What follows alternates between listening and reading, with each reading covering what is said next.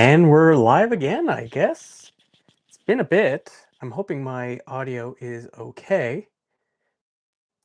I'm seeing it on my screen, but I'm using a lapel mic this time, so we're gonna hope for the best. So what I thought I'd do as I try to get comfortable is maybe give kind of like an update to my last live. So if you watched my last live, I talked about going to a retro gaming store.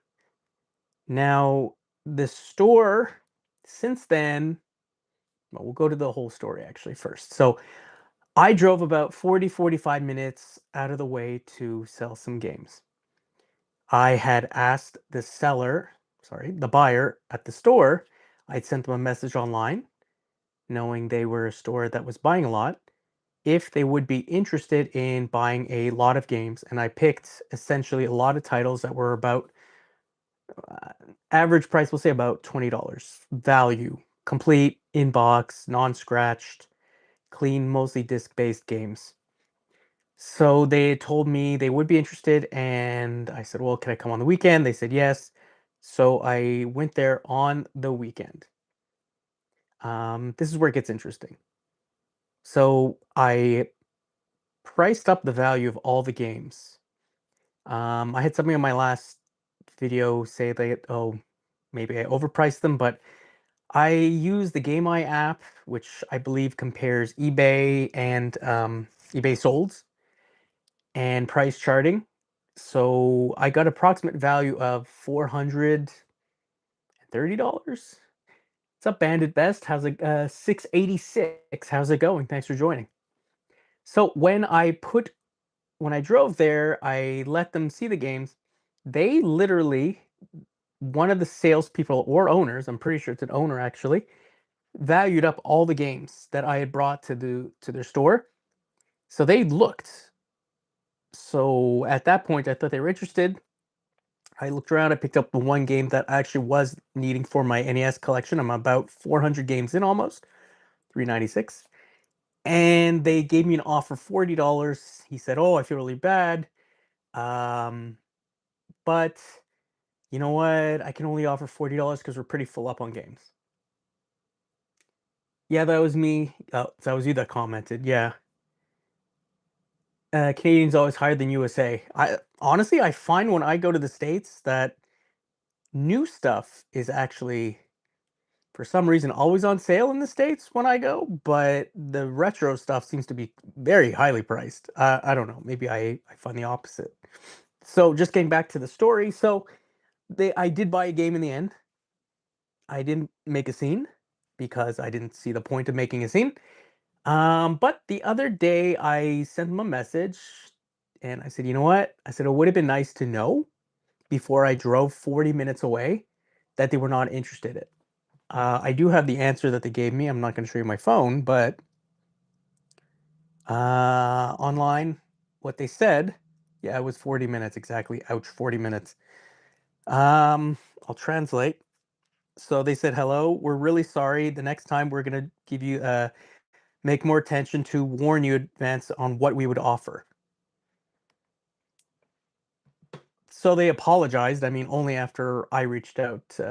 Well, Bandit's best because you're here right now. Some places don't give prices over the phone because they don't want arguments or want you to come into the store. I get that. And actually, I never asked for prices over the phone or online. I just said, would you be interested in these games? And they said, yes. If they had told me, you know what, no, we're pretty full up, I would not have bothered bringing them and going through and scanning them and writing down the prices. Again, I said this last time, I don't expect full value for these games. I expected 30 to 40%. I thought that was fair, considering I know that their prices are always like on point with price charting because I've shopped there before and well, I shopped there again this time.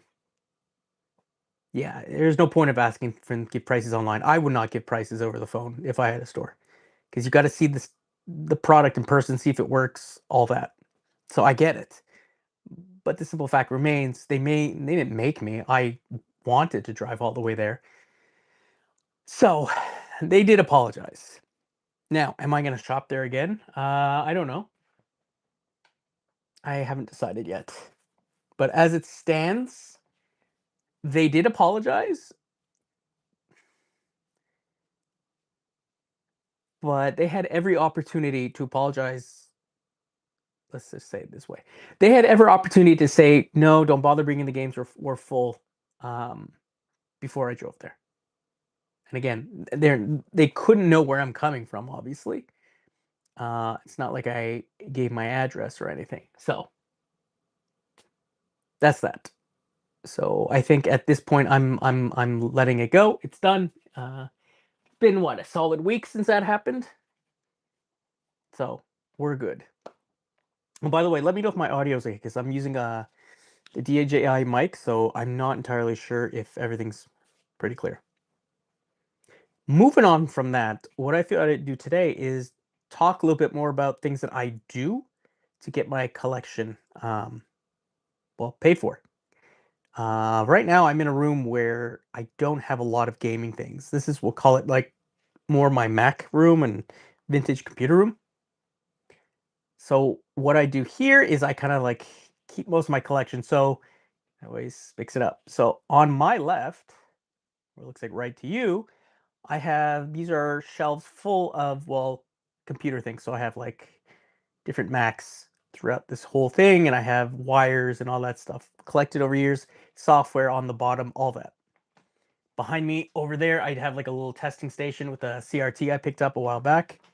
Toshiba CRT that is just awesome. The picture is great, flat screen, all that fun stuff. So what I thought I'd do today is just talk about how I pay for my collection that you might have seen if you follow my shorts. Some people follow shorts. I generally try to do them on a daily basis just to talk about, things that interest me, things I find. And honestly, I know a lot of people put down shorts. I get it. But long form video is being very difficult for me to do these days. So first things first, I have modded some things in the past year. And my thing for a while was clear consoles. I made a clear GameCube, clear Game Boy, sorry, original Game Boy, clear Super Nintendo, and I was adding more. And one of the things I did was mod this. So ignore the fingerprints all over the screen. This is a modded, well, Game Boy Advance. It has the touch sensors. Unfortunately, only one works. And I picked this up from, well, AliExpress. And by the way, for those of you watching, if you can just give a little thumbs up, it definitely helps my channel, trying to increase a lot of the view time, a lot of the people. Putting a little more effort, we'll say. So getting back to this, I had some old Game Boy Advances. I bought the new screen and shell on AliExpress. I bought the new screen and shell on AliExpress. I believe I paid,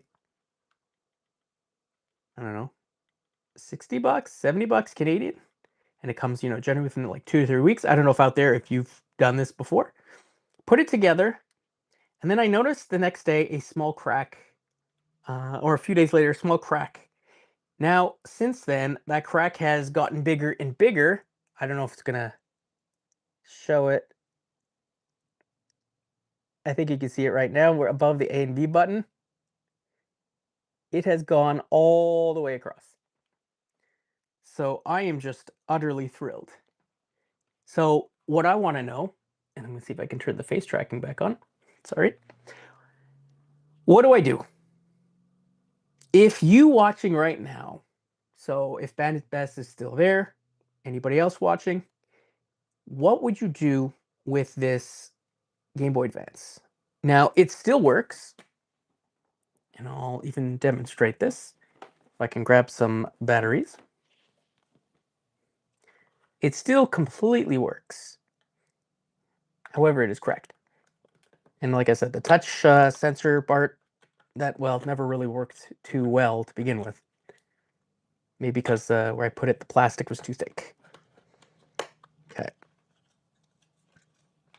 So, Energizer batteries in. Be nice if I put the battery cover on straight. Should work. And let's see.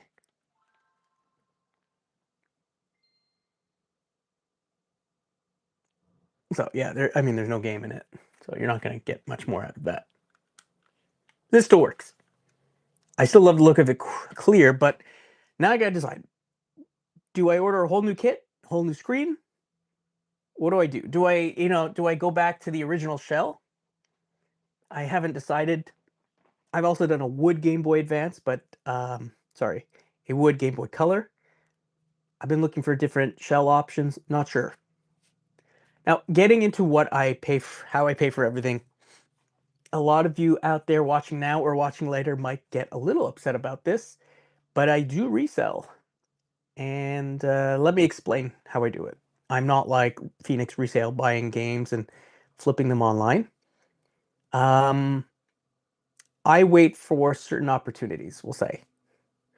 So sometimes I'll flip things like I picked this up last week, VHS tapes. Because sometimes certain VHS tapes are worth money and sometimes people want certain ones.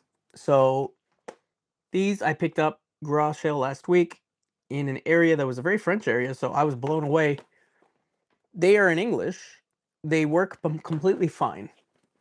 So sometimes I'll like buy these. I bought these for like a couple of bucks, I believe, and I'll lock them together. I'll put them for sale locally, and usually I'll use like Marketplace to do this, and I'll sell it for like $5.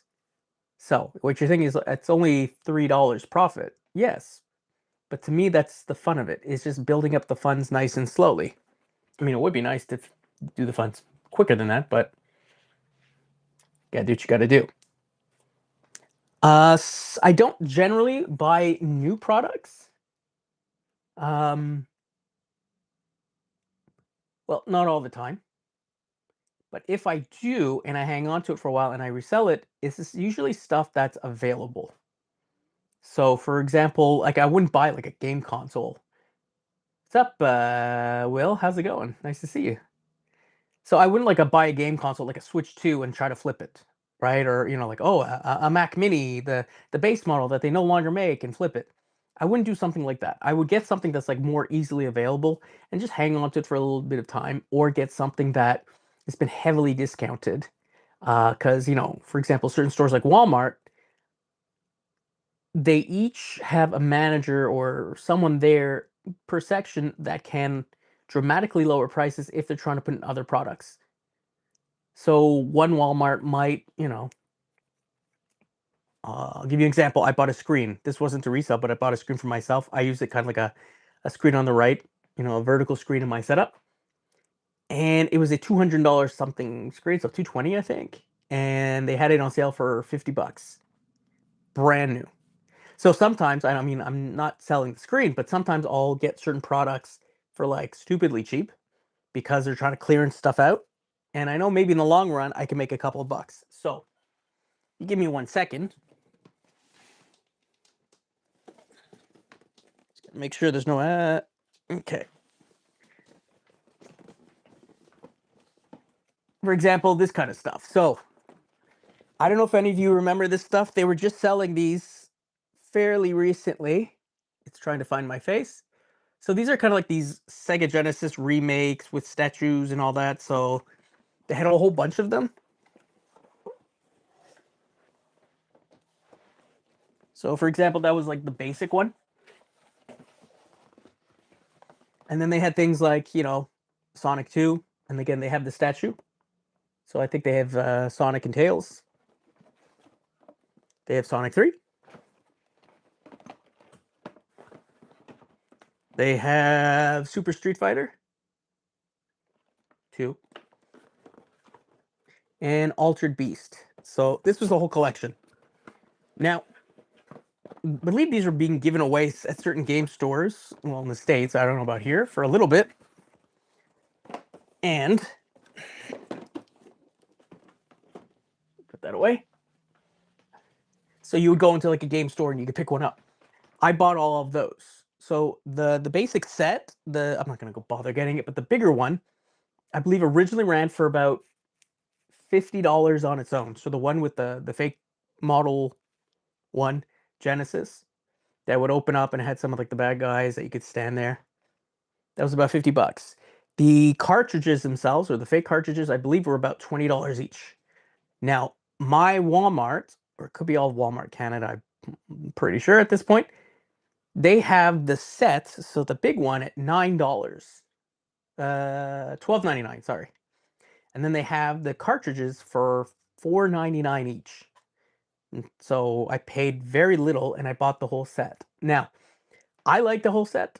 I'm going to be sitting on it for a little bit. Will I make a ton of money? No. If I make 20, 30 bucks off the whole thing, it's not too bad. For now, it's a cool collectible. I like to have in the collection. Again, I don't know if anybody else does that out there. I'll grab something, well, it interests me, hang on to it for a little bit, and then flip it once they're no longer available. I know, I sound evil. But the thing is, they're still available in stores right now. They sat at that Walmart that I went to for months and months. There was plenty in stock. No one was buying them. So I grabbed them all. I'm sure by now they probably sold out. But that's usually when things suddenly people believe, oh, I want it. So in a year or so, I might make a little bit of money, not a ton. Might put it as a lot and get rid of it. So that's one way that I pay. I've also done it with this.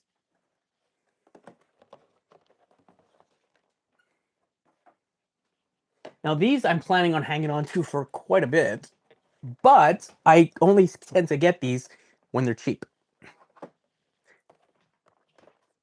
So amiibos. So amiibos, I don't use them as intended, meaning I don't really, play with them in game. You can get like one of those fake amiibo scanner things. I can't even speak anymore. You could get one like off AliExpress, and it has like all the codes or all the scanned figure for like every figure. So you don't actually need these. But I picked these up because Best Buy in my area was having, or Canada, was having a 25th anniversary sale. So what they did was they discounted a whole bunch of different products, and a few amiibos were on discount for what I thought was a good deal. So these were again $12.99 each, I think, instead of like 20 something. So I picked up Boo. I also picked up a Koopa Troopa and a Goomba. These will probably keep their about $20 value for quite a while. I mean, they're still making these. Let's be fair. They will stop one day. They will stop putting these in stores one day as the newer sets come out. So I've hung on to these. These are going to stay in my collection for a little bit, but they definitely make it worthwhile.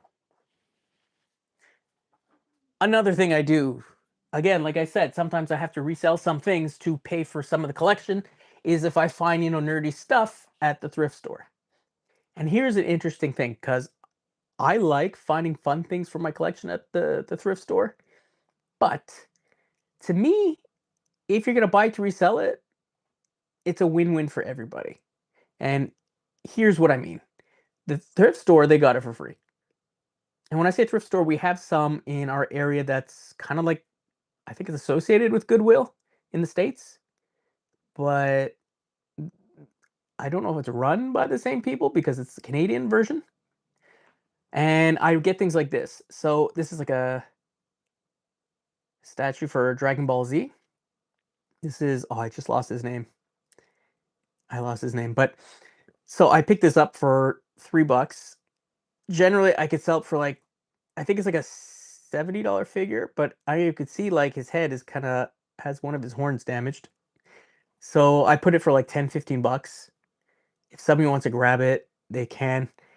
I didn't quite notice that the horn was broken on that side.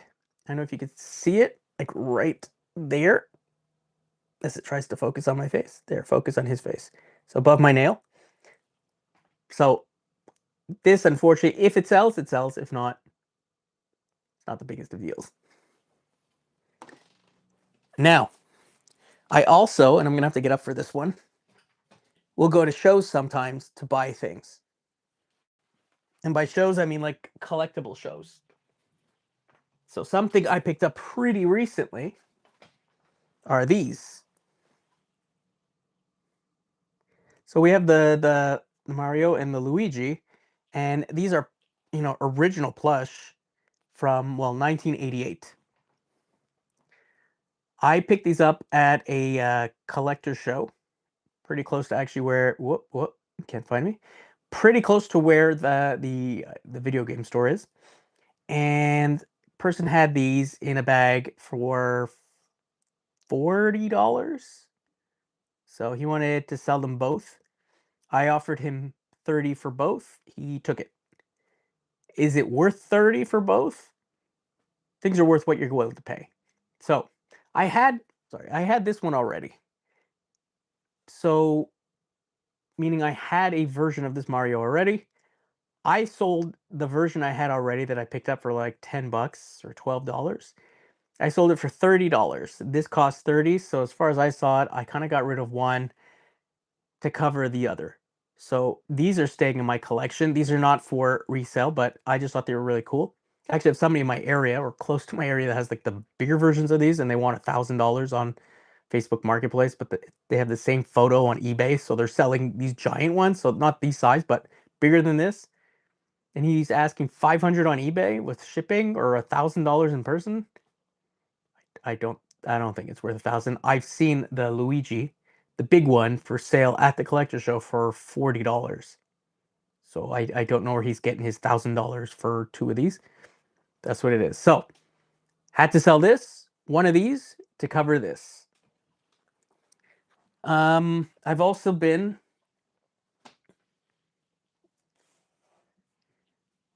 this I bought for myself.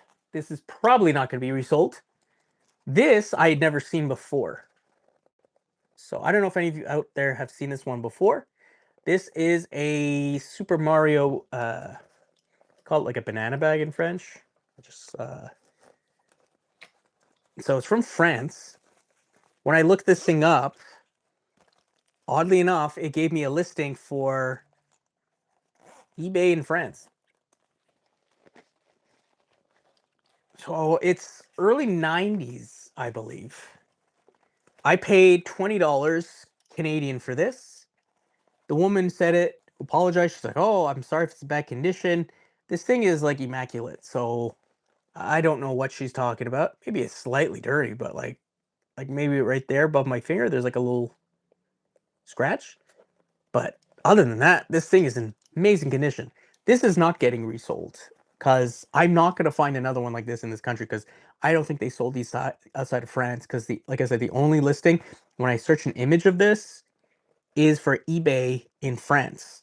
And it's super, super cool as I try to like cover up my face here.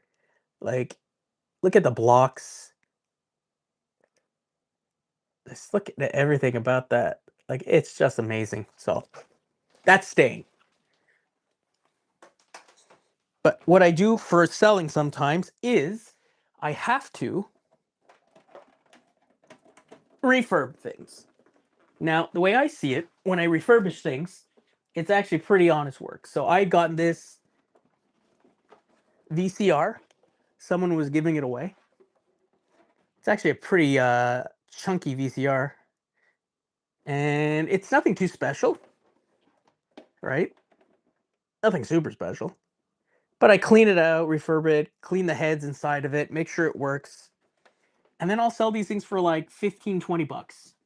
And I think people are getting a good deal at 15 bucks because even the thrift stores out here sell these for about 20 bucks and they're not tested.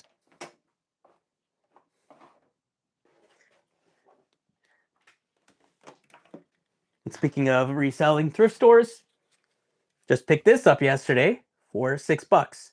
This was fun because I don't know if you noticed this part of the power supply.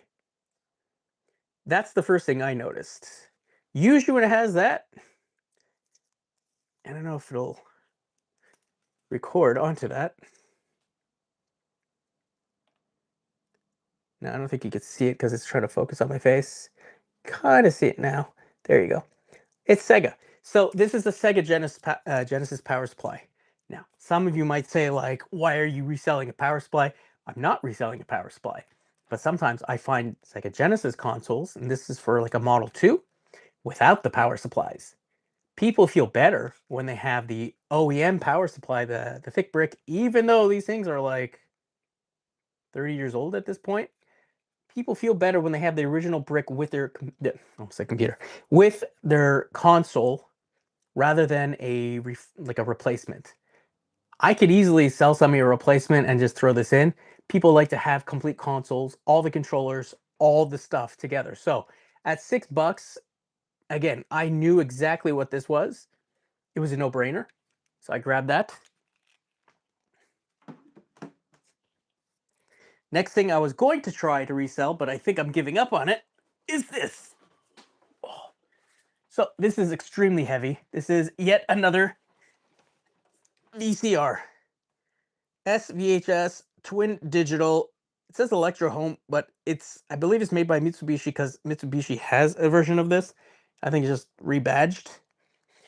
Now, the reason I went to Montreal to go get this, and it is extremely heavy, is I don't know if you can see it on your left side of the screen, where all we'll say like the IO, the video IO.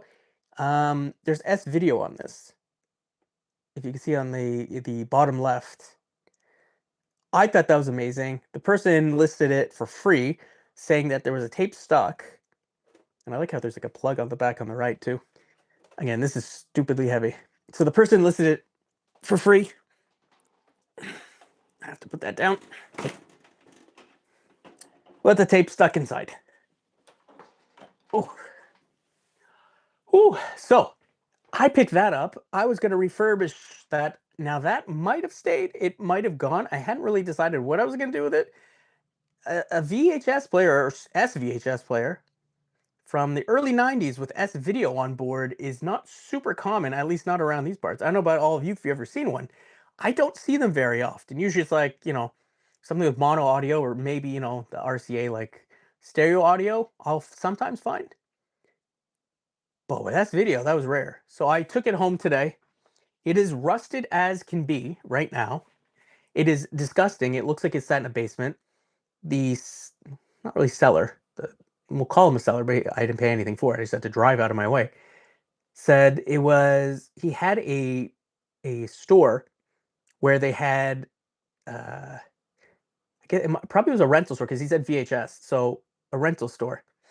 And that was like a high-end one that he had at his shop.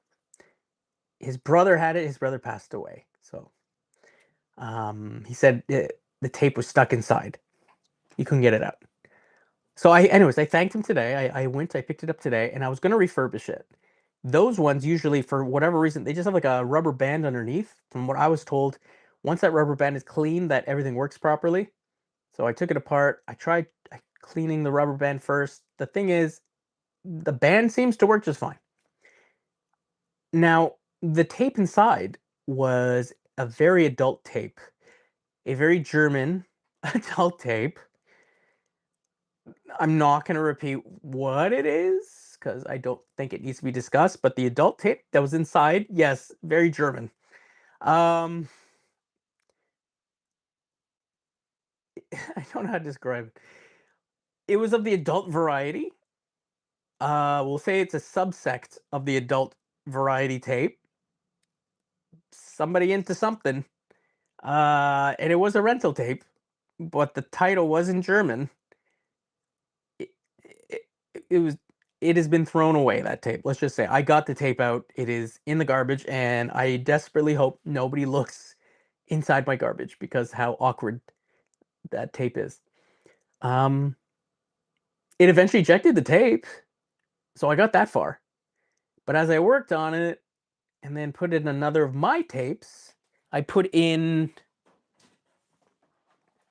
one of these like garbage tapes that I picked up just for like testing VCRs, which actually is a fun tape to watch, to be fair. But this is just for testing, is great plays from great games. This is now stuck inside. The thing is, it went inside. The VCR, for whatever reason, did not pull the tape. And so it does not know there's a tape inside. And I've tried to force it to eject the tape, and I cannot. As for what the model is, oh my god, it is a stupidly heavy model. Does that count? Like, this must weigh like 30, 40 pounds. The model is AVR G95. So AVR G95. It is originally a Mitsubishi model. It's so heavy. That I guess they resold. Yeah.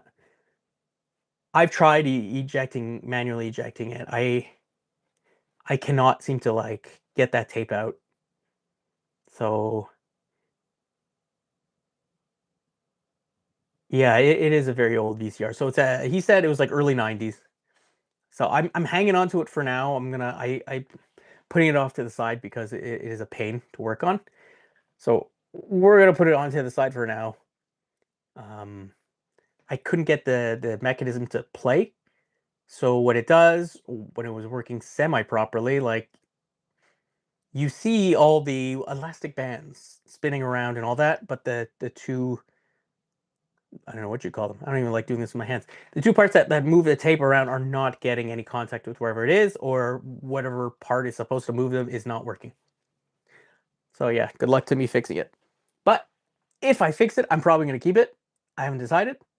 But it looks like it's missing some screws. So the last person tried to get their adult tape out of there and didn't succeed.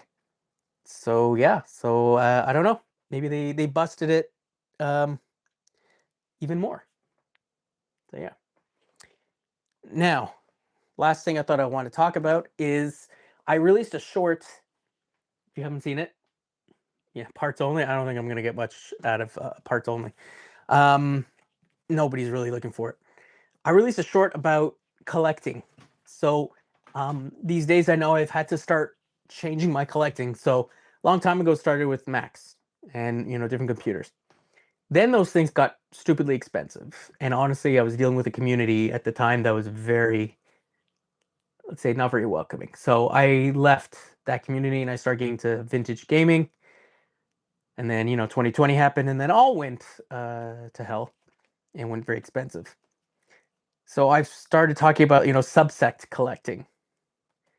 And the first subsect collecting that I've started to do is Blu-ray collecting. And before you say it, not all Blu-rays. So I started collecting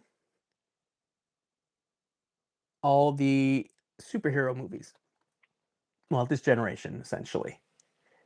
Most I've gotten either at the flea market or thrift stores. So to me, it's seeing if I can get these at really good prices. Now, one that I did not get at the thrift store or anything was this right here. This, I believe I got it on Amazon and it was on sale because I really wanted to see it, and I'm glad I got it. But most of these were thrift store finds. So we'll say like $4 to $5 each. And then I have some in here. So for example, this one, this is brand new sealed, that I got at the flea market for $3. Now these are $3 Canadian. So I generally prefer the Marvel movies, especially the X-Men. So as you can see, $4.99. This was a great find. This I paid $4.99, and it was like the set of 3. This one, for some reason, they start to price certain ones more expensive than others. Some of the exact same chain thrift store just are more expensive than the others. So you could tell these ones came from the same one. This, I have not seen this movie yet. I heard good things about it. So the $5.99 come from one thrift store in particular. So I've had a bunch at that one. $6, I think I'm okay. Could be a better deal. This from flea market,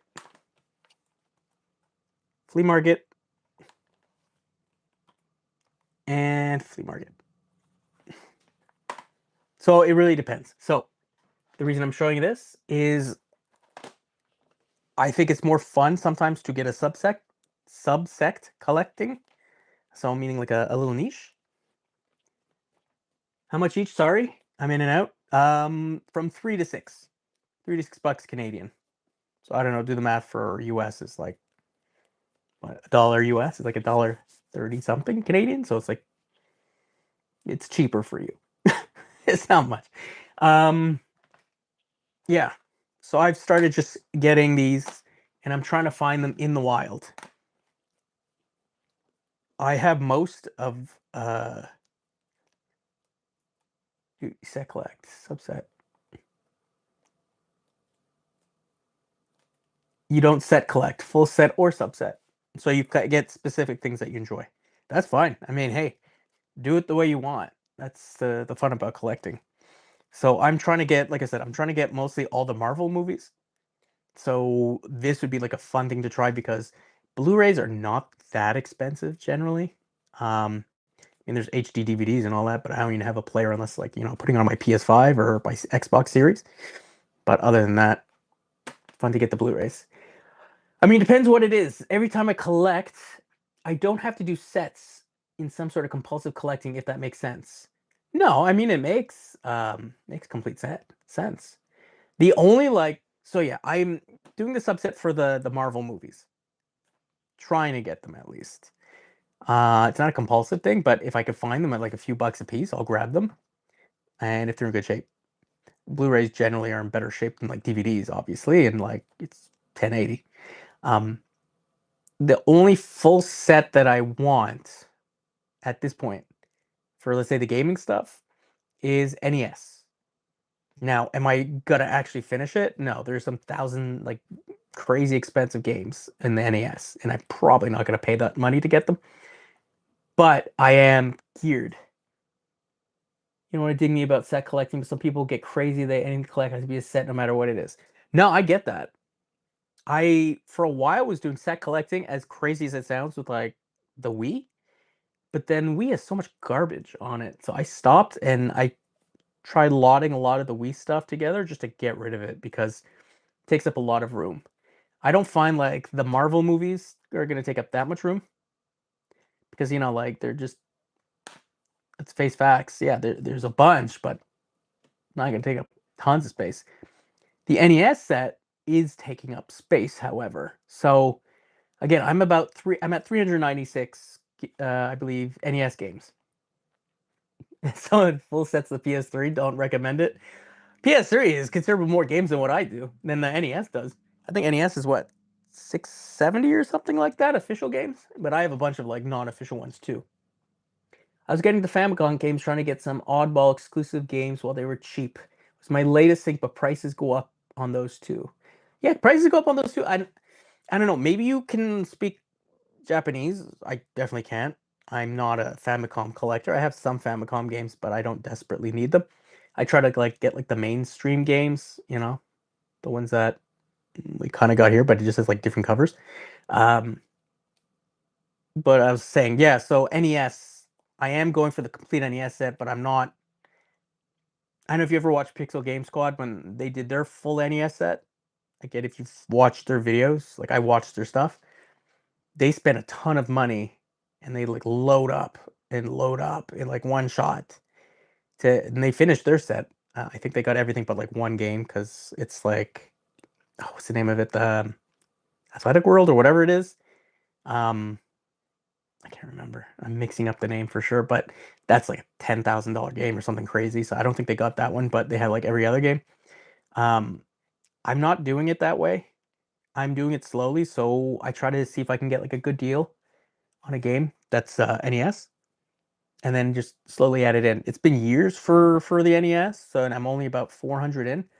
I say at least 3 4 years. I've been loading up on NES, and again, I try to only get it if I know I'm getting it. If it's from a store, I get if I'm paying like full price or price charting, um, but I try not to. And yeah, I'm definitely not doing PS3. So Dan's Riv 6177. I feel you. That's I'm kind of curious how many NES games you got to sorry, NES PS3 you got because that's a big set. All new games now. There are people out there that I think are like collecting the Switch, and that's like thousands of games. I don't think anybody's ever going to get all that. Again, there's some YouTubers that I see that have like tons of Switch games, but I don't know. Like that's a lot of Bobo games that you're buying for a lot of money that you don't need. So, anyways, that's my thoughts on full set collection. So I don't want to take up much more time because it's been going for a while, and I know Ben, it's best you've been here the whole time. I'm pretty sure, and I do definitely appreciate it. So if anybody watches, after the fact, I definitely appreciate it. Leave a like, comment on the things that you buy. What you think of my dirty reselling, but hey, got to pay the bills to get these games and well, movies some way. So that would be about it. So thank you guys for watching. If you're not subscribed already and you've made it to the end, I definitely appreciate if you leave a like and comment and subscribe and notification bell, all those things, even though this was not a planned thing. And hopefully I'll see you guys again very soon. So have a great day and enjoy this is Mother's Day weekend, so enjoy your Mother's Day weekend. See you later. Bye-bye.